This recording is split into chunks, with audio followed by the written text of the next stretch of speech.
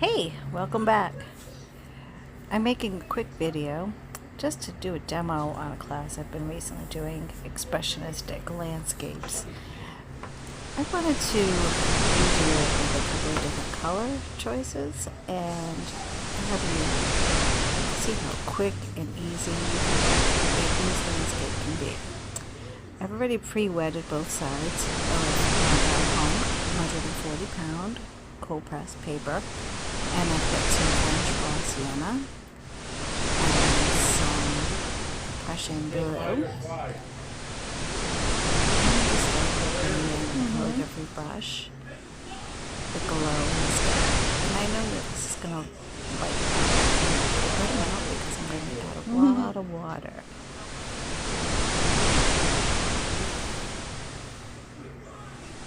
I'm also going to put a little bit of water, some of the reflection. Adding some clean water just a little bit and lighten it where I want it to be less grainy. This is a really nice pigmented color that's made with natural pigments, and it has a lot of granulation. The granulation is kind of clumping together. Mix a little bit of the Prussian in with it and create a gray spots.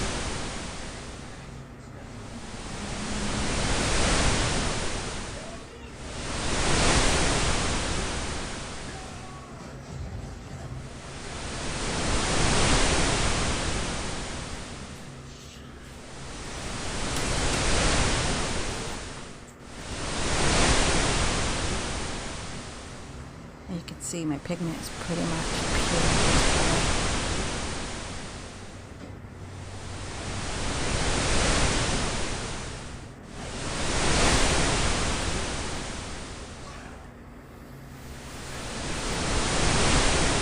Trying to make it a very loose atmospheric sky. I like to tilt my board so that I'm looking at it from a few different perspectives. And while the paper is wet, it's not so wet that it's flowing everywhere. Out of control.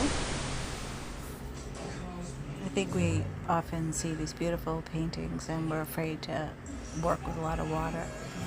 But if you're using some nice rich pigments and your paper is 100% cotton, you can feel comfortable that you can work on it for quite a while and adjust. Picking up my Prussian pretty much straight from the tube. I'm just putting in some lines to where I want to darken my horizon of the beach scene.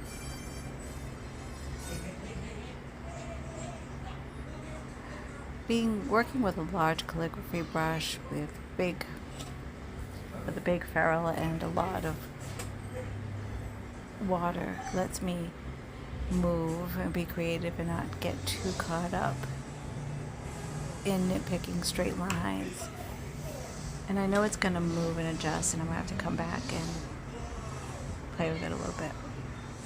Picked up a little bit of quinacridone rose as a last minute decision to kind of put a little bit of a purple in my water, and to even things out I put very little bit of purple in the sky. I think it ends up mostly getting washed away, but it gives that dark tops to a couple of the clouds.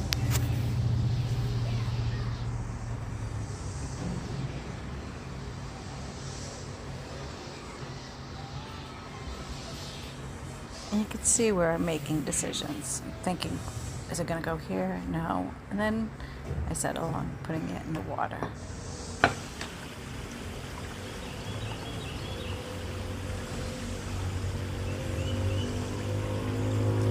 My water is very, very wet, so I can't put too much details right now.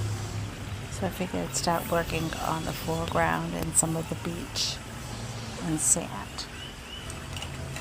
Using my raw sienna again, I come in really thick, but with a stiffer brush. Just a small flat, just to get the color down pretty rich, because I want to be able to splatter in salt And for the special effects to work, you need your pigments to have movement, but you don't want them to be too thin. They have to have some strength to them. So they're basically like a milk to cream consistency.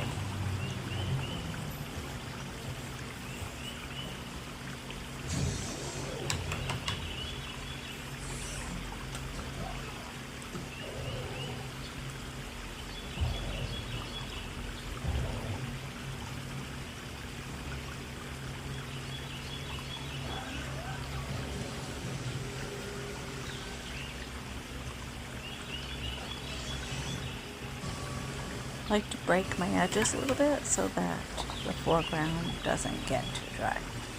Now I got a little crazy with the brush out here. I wanted to use the Alizarin Crimson brush out to create the beach roses, and it was just pouring out of the bottle. So I think I'm going to have to reseal it and put a smaller hole in it. I don't know, it just exploded, came out. I'm trying to knock it back, but it is a rich dye-based pigment, so it kind of stuck with it. I try to disperse that color a little bit. So instead of panicking, I just, react to what's happening. And a little bit of paper towel and some water, I was able to knock back that really strong color and put in a few shakes, trying to be careful that I don't put too much, but you can see that it does kind of blow up a little bit on me.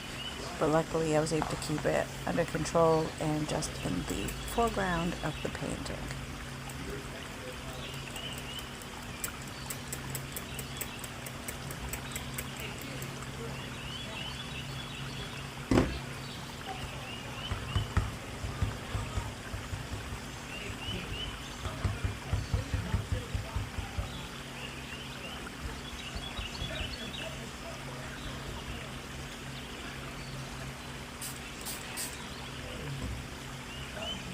Trying to stay true to the class that I taught the other night, with the only exception that I changed the color up. I used the raw sienna instead of the yellow ochre, but they could be interchangeable. I just like the raw sienna has a little bit of a brownish hue versus a yellow hue. Put some salt in to help break up the color, but I'm going to come back and put some more later.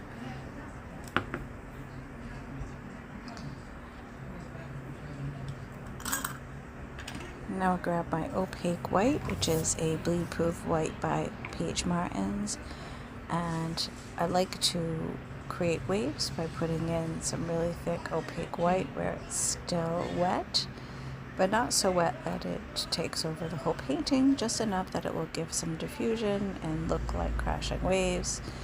And yes, I know this is a little bit of a cheat, but this is a quick, fast, direct landscape painting. This is not about masking fluid, taping things out. That's, a totally different type of painting that I'll do from time to time. But sometimes just to satisfy an urge, I like to break some of these watercolor rules and use the white watercolor or white gouache, and sometimes some ink as well. But if you use it while it's wet, you have to be careful because it can turn everything a little milky. And I don't use it to change the colors that I'm using. I just like to have that diffusion that it creates. Now I've decided to start working on the waves a little, on the faraway waves and the faraway water.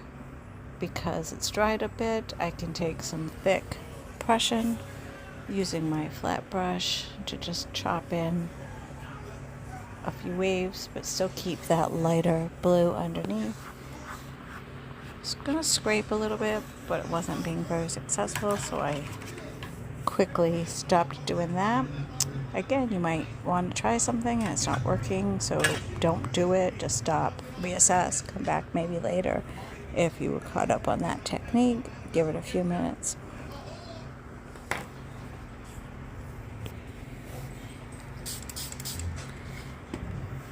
So I grabbed some Cascade green.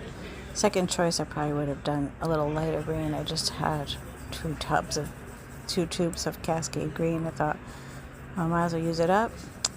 and a piece of a natural sponge, and I wanted to create the bushes without losing the pink, and the natural sponge will kind of allows the underneath to push through, and it gives the impression of bushes and foliage without being picky about painting every little detail. And I was trying to just work with a very limited palette here.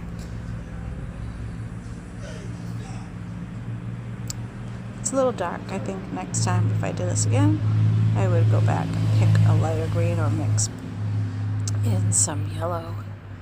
Just a little too heavy. But it does have that blue hue to it, and I do go in and drop some blues in to kind of even it out. I think overall I was happy. Just you learn from what you do and you come back and you might adjust a few things. I'm really excited about this sky.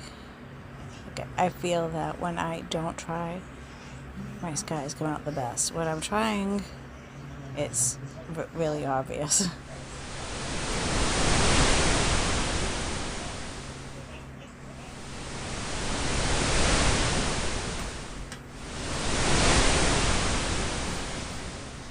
I'm liking this, and I'm noticing that it's sort of diffusing a little bit into the sand. I like the look of that. I'm trying not to create anything sharp here.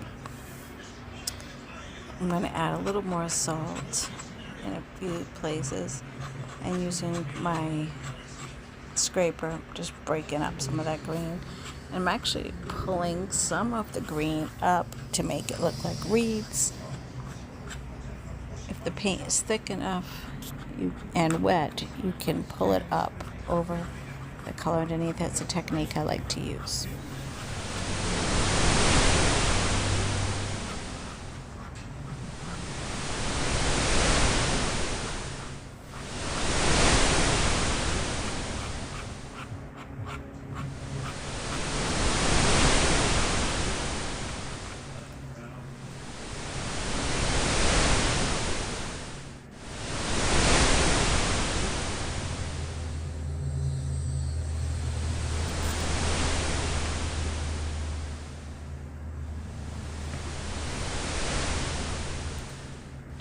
A little bit of opaque white to kind of knock back some of that pink and green. And since it's wet, it will kind of make a starry effect versus being flat. And it does kind of mush or smoosh or, I don't know, fuzz out that area. And that was what I was going for. I wasn't really going for anything that was really sharp.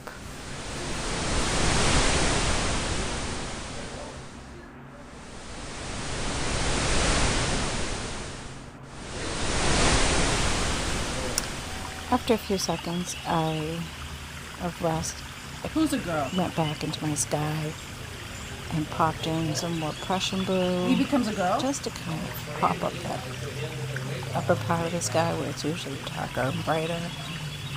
Unless it's supposed to be his daughter. Well, that's so Hasn't weird. dried at all, but because it's pre-wet on both sides, I'm not in danger of it blooming on me. Again, that's a huge advantage of working with quality paper, wetting both sides of the paper versus just the front. It'll stay wet for a long time, like a day, especially in this humidity. There we go. So as you can see, that pink that I put in before pretty much got lost in there.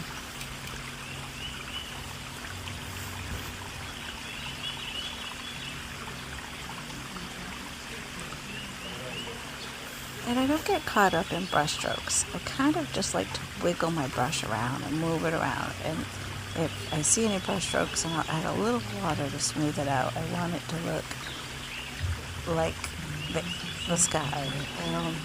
No lines, just colors flowing around.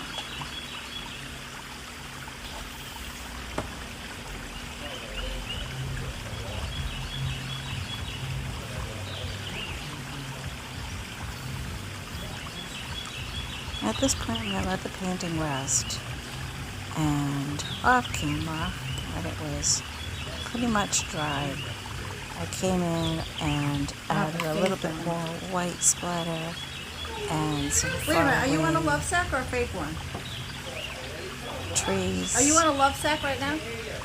Just Are to you on a kind of fake love balance it sack out right a little now? bit. As you can see, my rising That's line it. wasn't too straight, so that helped me balance it. I hope you enjoy this video. Like I said, 15 minutes, you can work quick and have a nice picture. Thank you.